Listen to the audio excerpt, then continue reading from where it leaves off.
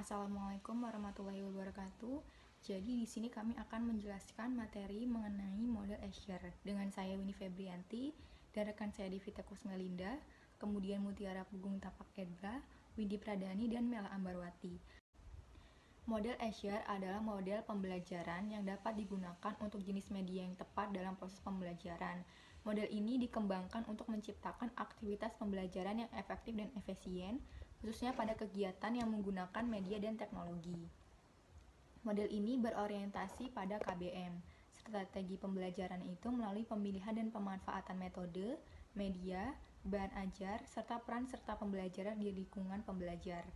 Azure Model didesain untuk membantu guru dalam merancang rencana pembelajaran yang terintegrasi dan efektif dengan menggunakan teknologi dan media dalam kelas.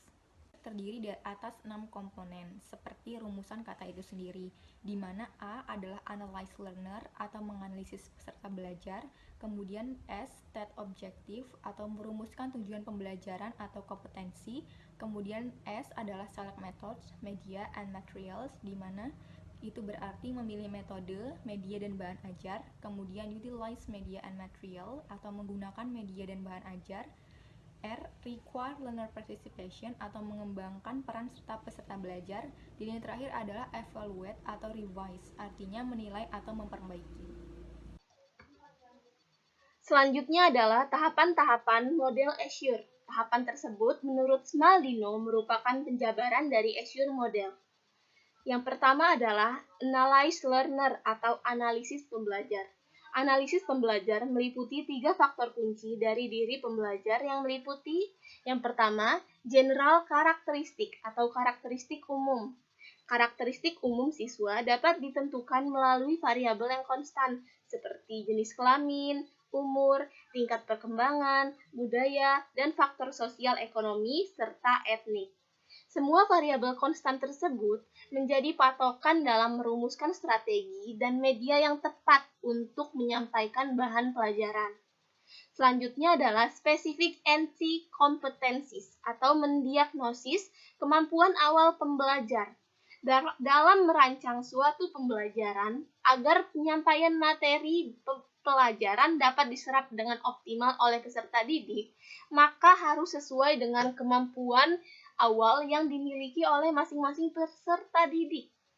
Selanjutnya adalah learning style atau gaya belajar. Gaya belajar yang dimiliki setiap pembelajar berbeda-beda dan mengantarkan peserta didik dalam pemaknaan pengetahuan, termasuk di dalamnya interaksi dan merespon dengan emosi terhadap ketertarikan pelajaran. Selanjutnya, terdapat 3 macam gaya belajar yang dimiliki oleh peserta didik.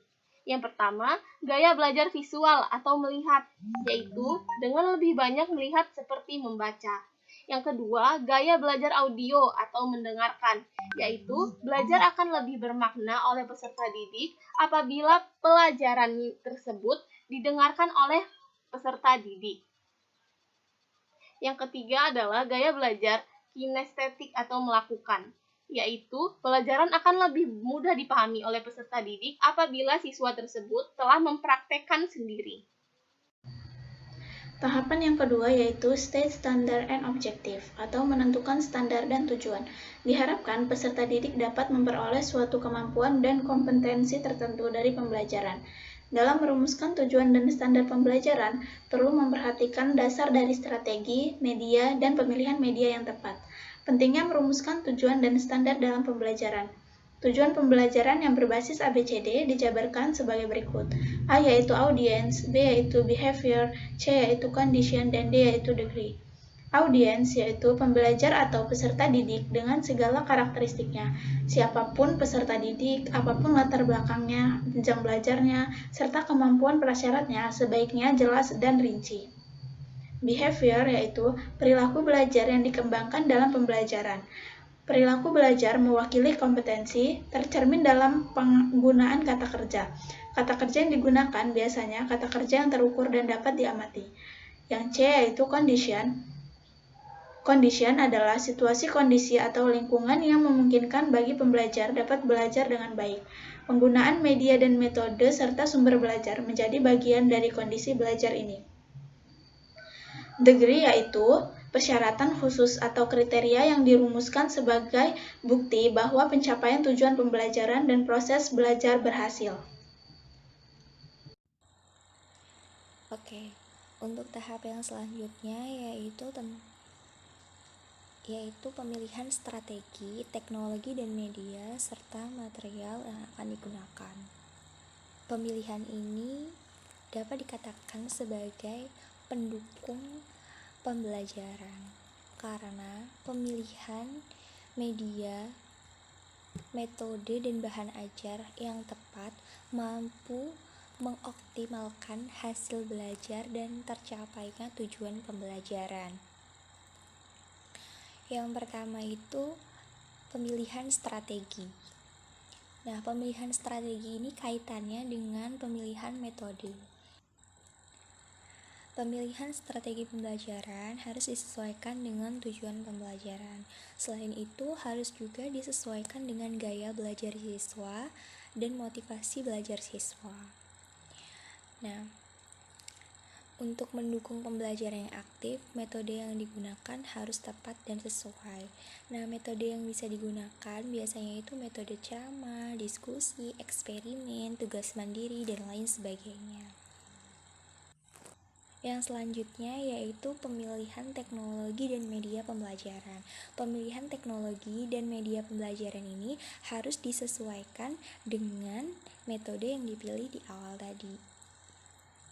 Nah, karena media pembelajaran dan teknologi pembelajaran ini dapat menunjang atau dapat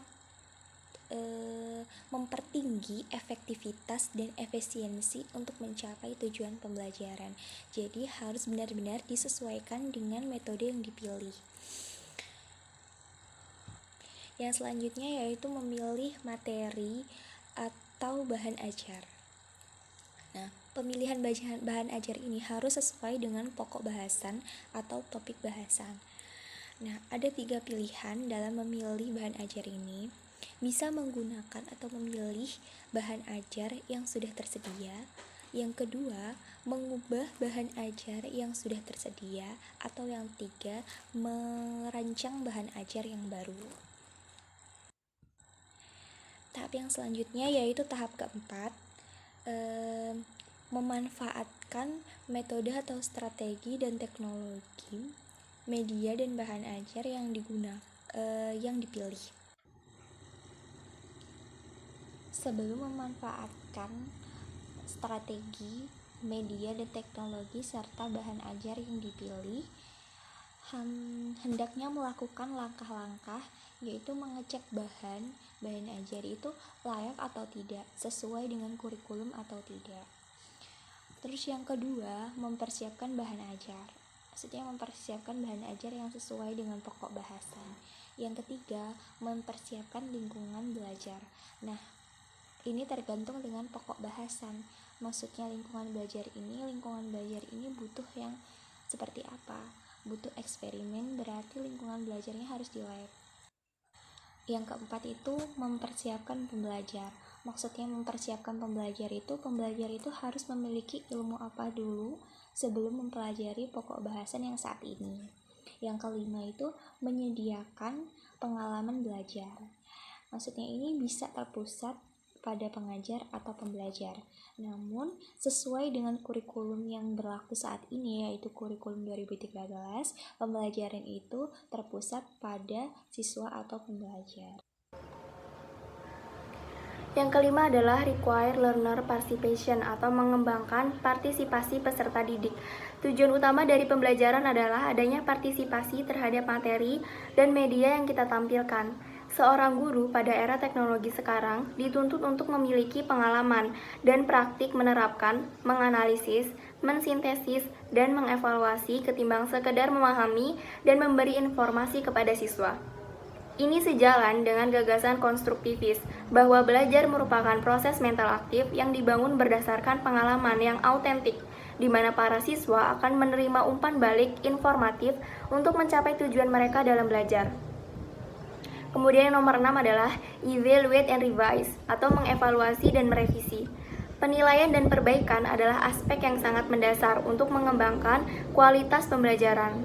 Penilaian dan perbaikan dapat berdasarkan pada penilaian hasil belajar siswa, di mana penilaian hasil belajar siswa yang otentik, penilaian hasil belajar portofolio, penilaian hasil belajar yang tradisional atau elektronik, menilai dan memperbaiki strategi teknologi media, dan yang terakhir adalah revisi strategi teknologi dan media. Selanjutnya yakni manfaat dari model Escher. Manfaat dari model Escher itu yang pertama, modelnya itu sangat sederhana sehingga mudah untuk diterapkan, kemudian dapat dikembangkan sendiri oleh pengajar. Yang ketiga, komponen KBM atau kegiatan pembelajarannya itu lengkap, dan yang terakhir, peserta didik itu dapat dilibatkan dalam persiapan KBM.